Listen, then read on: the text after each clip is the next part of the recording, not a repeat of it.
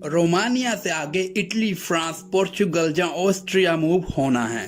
कौन सा रास्ता सही है? लीगल वे से जाएं, इलीगल वे से जाएं, डोंकी के रास्ते जाएं? कितना टाइम लगता है, कितने पैसे लगते हैं और डोंकी की करंट सिचुएशन क्या चल रही है, इन सभी टॉपिक्स पे बात करेंगे हम इस वीडियो में। स्वागत है आपका अपने चैनल ड्रीम लाइफ पे। मैं आशा करता हूँ कि आप सभी अच्छे होंगे और आपका ज्यादा समय ना लेते हुए हम डायरेक्टली टॉपिक पे आते हैं। रोमानिया में आप दो तरीके से इंटर करते हो, लीगल और इलीगल। जो इलीगल वे है उसे हम डोंकी भी बोल देते हैं। तो जब आप रोमानिया में इंटर करते हो तो उसी टाइम डिसाइड होता है कि आप आगे की कंट्री में लीगल वे से जाओगे या इलीगल वे से जाओगे। तो मैं आपको थोड़ा सा एक्सप्लेन कर दूं कि लीगल और इलीगल वे क्या होता है। लीगल वे की बात करें तो इसका मतलब होता है जब हम प्रॉपर प्रोसेस के साथ विद वीजा रोमानिया में इंटर करते हैं। फॉर एग्जाम्पल, आप वर्क परमिट पे या टूरिस्ट वीजा पे रोमानिया में इंटर करते हो तो उस टाइम इस सिचुएशन को हम लीगल वे बोल देते हैं। और इलीगल वे जिसे हम डोंकी भी बोल देते हैं, जैसे हम सर्बिया से रोमानिया में इंटर हो जाते हैं बॉर्डर क्रॉस करके, तो इस सिचुएशन में ना तो हमें वीजा की जरूरत होती है, ना टिकट की और ना पासपोर्ट की। बस हमारी जो बॉडी है वो फिट होनी चाहिए कि हम सरवाइव कर पाएं और हमारे पास खाने पीने के लिए पैसे होने चाहिए। तो इस सिचुएशन को हम डोंकी बोल देते हैं। तो इस तरह से जब हम रोमानिया में इंटर करते हैं तो उसे हम इलीगल वे से इंटर करना बोल देते हैं। तो अगर आप डोंकी के रास्ते रोमानिया में इंटर होगे तो इसका मतलब कि आपको आगे भी किसी भी और कंट्री में मूव होना है तो आप डोंकी के रास्ते ही जा पाओगे। आपके पास लीगल वे से जाने का ऑप्शन नहीं बचता। इस सिचुएशन में जहाँ तो आप आगे मूव हो सकते हैं डोंकी के रास्ते,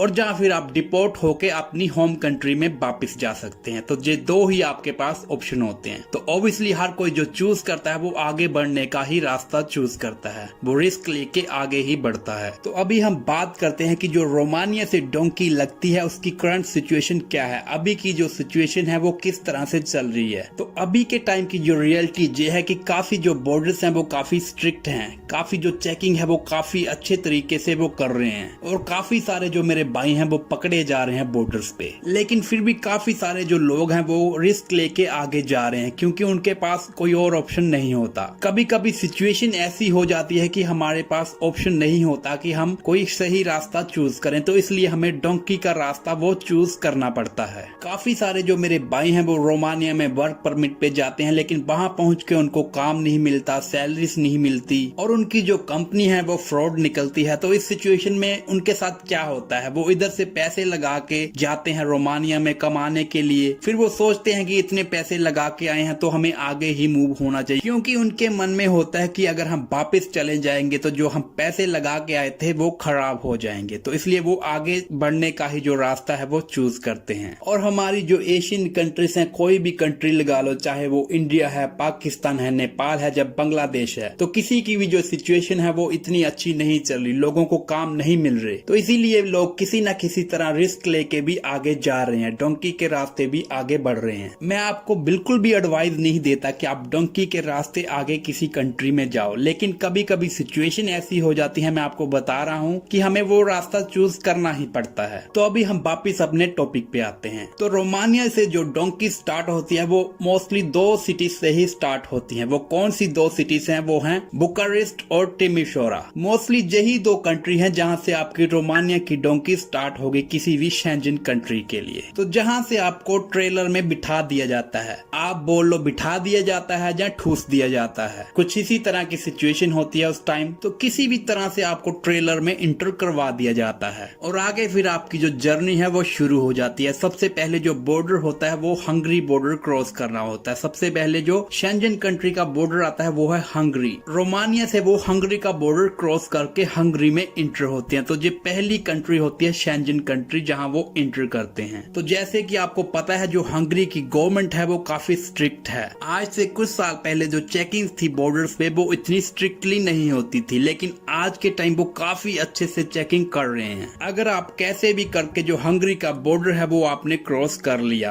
अगर आपने हंगरी का बॉर्डर क्रॉस कर लिया तो मैं आपको बोलूंगा उसके बाद जो आपकी जर्नी है वो थोड़ी सी इजी हो जाती है कि आपने जब एक बार शेंजन में इंटर कर लिया तो उसके बाद जो आपकी चेकिंग होगी, वो ट्रेलर की चेकिंग होगी, वो काफी कम होती है। अगर आपकी जो किस्मत वो सही है, आपका साथ दे रही है, तो आप इजीली अपनी डेस्टिनेशन पे पहुंच जाओगे। लेकिन अगर आपकी किस्मत खराब है तो हो सकता है कि आपके जो ट्रेलर की चेकिंग है वो आगे भी किसी बॉर्डर पे हो जाए और आप पकड़े जाओ। तो कुछ इस तरह से जो आपकी डोंकी की जर्नी है वो शुरू हो जाती है रोमानिया से। तो जब आपकी जर्नी शुरू होती है, डोंकी शुरू होती है, तो मैं आपको कुछ जरूरी बातें बताना चाहूंगा जिनका आपको ध्यान रखना है। जैसे अभी आपको पता है कि सर्दियों का मौसम है, तो आपको जो अपने गर्म कपड़े हैं वो पहन के ही चलना है, ये बहुत जरूरी है। आप अपनी जो जैकेट्स होती हैं वो अच्छे से पहन के ही जाओ और अपने साथ अपने बैग में थोड़ा बहुत जो आपका खाने पीने का सामान है वो जरूर कैरी करो, क्योंकि आपको नहीं पता होता कि आपकी डेस्टिनेशन में पहुंचने के लिए आपको कितना टाइम लगेगा। 2 दिन लगेंगे, 3 दिन लगेंगे, या कितना टाइम लगेगा। तो उस टाइम आपको जो ट्रेलर से बाहर नहीं निकलने दिया जाता, आपको अंदर ही रहना पड़ता है। तो इस सिचुएशन में अगर आपके पास खाने का सामान होगा तो आप इजीली सरवाइव कर सकते हैं। और जब आप रोमानिया में होते हो तो अपने पास कम से कम आप 500 से 700 यूरो है वो आपके पास होना चाहिए। ऐसा मैं क्यों बोल रहा हूँ वो आपको मैं बताता हूँ, क्योंकि आपको नहीं पता होता जब आप डोंकी के लिए निकलते हो, जब आप ट्राई करते हो तो आपको नहीं पता होता कि आप एक बार में ही क्रॉस कर जाओगे, या 2, 3 या 5, 6 बार भी आपको ट्राई करना पड़ सकता है। तो इस सिचुएशन में अगर आपके पास पैसे होंगे, मान लो आपके पास पैसे हैं, तो आप वापस आ जाते हो, आप क्रॉस नहीं कर पाए, किसी भी वजह से आप क्रॉस नहीं कर पाए, तो उस सिचुएशन में जब आप वापस रोमानिया में आ जाओगे तो अगर आपके पास पैसे होंगे आप उससे अच्छे से खाना खा सकते हो। आप रहने के लिए अपना जो होटल है वो थोड़ा बहुत जो रूम, अच्छा खासा जो रूम है वो ले सकते हो, तो आपको जो रहने और खाने में कोई भी प्रॉब्लम नहीं आएगी। तो इसलिए मैं कहूंगा कि अपने साथ जो पैसे हैं थोड़े बहुत वो जरूर रखो। 500 से 700 यूरो आपके पास होना चाहिए। और एक बहुत जरूरी बात मैं आपको बता दूं कि जो मेरे भाई इलीगल होते हैं, डोंकी के रास्ते इंटर किए होते हैं रोमानिया में, तो जब वो रोमानिया से आगे जर्नी शुरू करते हैं, डोंकी शुरू करते हैं, तो उनको जो अपना पासपोर्ट है वो अपने साथ कैरी नहीं करना। अगर करना है तो वो उसे कहीं ऐसी जगह छुपा के रखो कि वो किसी को भी ना मिले। मैं आपको एडवाइस करूंगा कि आपका जो पासपोर्ट है आप किसी भी अपने भाई बहन या कोई भी जानने वाले को, ऐसे किसी बंदे को दे जाओ कि जब आप अपनी डेस्टिनेशन पे पहुंच जाओ तो वो वहां आपको कोरियर के रास्ते आपके तक आपका पासपोर्ट पहुंचा दे। ऐसा मैं क्यों बोल रहा हूं आपको कि आपको क्यों अपने साथ कैरी नहीं करना, क्योंकि अगर आपके पास पासपोर्ट होगा, मान लो आप कहीं पकड़े जाते हो बॉर्डर पे, आपके पास आपका पासपोर्ट है, तो उनको पता चल जाएगा कि आप कहाँ के हो, तो उनके पास इजीली एक प्रूफ हो जाएगा और इजीली वो आपको अपनी होम कंट्री में डिपोर्ट कर देंगे। लेकिन अगर आपके पास आपका पासपोर्ट नहीं होगा तो इस सिचुएशन में वो उनको नहीं पता होगा कि आपको कहां से आए हो, तो इस सिचुएशन में काफी कम चांसेस होते हैं कि वो आपको अपनी होम कंट्री में डिपोर्ट करें। तो वो हो सकता है वापस रोमानिया भेज दें या सर्बिया भेज दें। तो इसलिए मैं आपको एडवाइस करूंगा कि आपका जो पासपोर्ट है वो आपके साथ कैरी ना करो। लेकिन ये जो ट्रिक है बस उन्हीं के लिए है जो इलीगल है रोमानिया में, जिनका ऑलरेडी वीजा लगा हुआ है, जो वर्क परमिट पे आए थे, जिनके फिंगर्स हुए हैं रोमानिया में, उनके लिए ये ट्रिक नहीं काम करेगी। जिनका वर्क परमिट होगा वो जैसे ही उनके फिंगर लेंगे उनका पूरा डाटा जो उनके पास आ जाएगा, तो वो रोमानिया वाले भी हो सकता है आपको वापस आपकी होम कंट्री में ही भेज दें, क्योंकि उनके पास आपका कंप्लीट डाटा आ जाएगा, कब आप रोमानिया में आए थे, किस वीजा पे आए थे, कहां से आए हो। इजी होगा कि उनके पास आपका सभी एड्रेस होगा और वो आपको इजीली डिपोर्ट कर देंगे आपकी होम कंट्री में। तो ये थी कुछ इन्फॉर्मेशन रोमानिया से आगे डोंकी के रास्ते के लिए। अगर मैं कंप्लीट बताने लगूंगा तो ये वीडियो काफी लंबी हो जाएगी। मुझे उम्मीद है कि आपको काफी बातें हैं जो समझ आ गई होंगी और ये आपको जरूर हेल्प करेंगे। वीडियो अच्छी लगी तो वीडियो को लाइक शेयर जरूर करें।